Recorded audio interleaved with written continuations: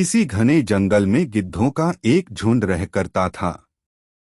उनका पूरा झुंड एक साथ उड़ना भरते और साथ में ही शिकार करते थे। एक बार वो सभी उड़ते उड़ते किसी टापू पर पहुंच गए।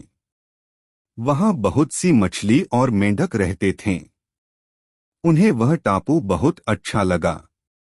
उसके खाने पीने और रहने की सारी सुविधाएं उस टापू पर मौजूद थी। सभी गिद्ध उसी टापू पर रहने लगे।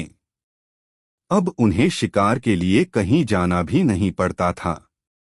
सभी बिना किसी मेहनत के भरपेट भोजन करते और उस टापू पर आसल में जीवन जीने लगे। उसी झुंड में एक बूढ़ा गिद्ध भी रहता था। वह बूढ़ा गिद्ध यह सब देखकर बहुत परेशान रहता था।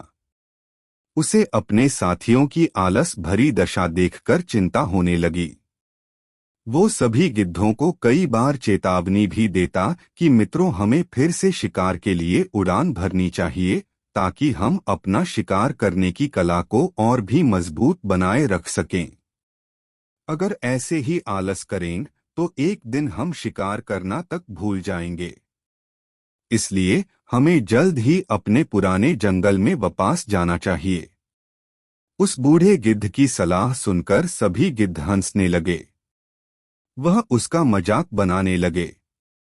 उन्होंने कहा कि बूढ़ा होने की वजह से इनका दिमाग खराब हो गया है, इसलिए यह हमें डॉट आरामदायक जीवन छोड़कर जाने की सलाह दे रहे हैं।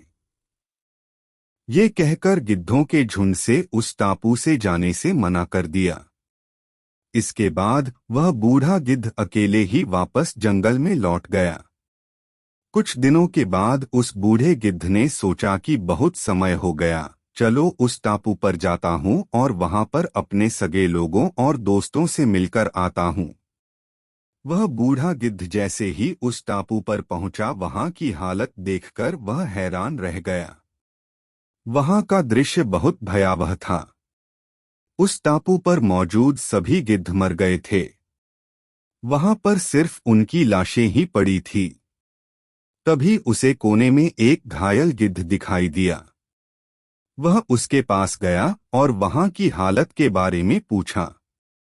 उसने बताया कि कुछ दिन पहले इस टापू पर चीतों का एक झुंड आया था, जिन्होंने उन पर हमला कर दिया और सबको मार दिया। हम लोग बहुत समय से ऊंचा उड़े नहीं थे, तो हम अपनी जान भी नहीं बचा सके। हमारे पंजों में उनसे मुकाबला करने की क्षमता भी कम हो गई थी। उस घायल गिद्ध की बात सुनकर बूढ़े गिद्ध को बहुत दुख हुआ। उसके मरने के बाद बूढ़ा गिद्ध वापस से अपने जंगल में वापस चला गया।